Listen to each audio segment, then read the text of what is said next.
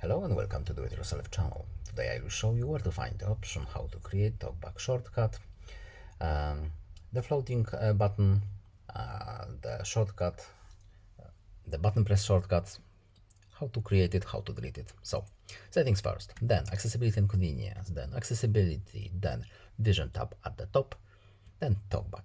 And here we have our TalkBack switch and the TalkBack shortcut switch. So when we enable it first time, we have this pop-up window, yes, allow, and here we have first choice. We can have the accessibility floating button, or we can have our button shortcut.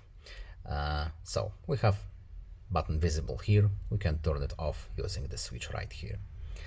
Of course, if we have one option enabled, we can then tap the shortcut option and then choose pretty much whatever we want from there. And that's all.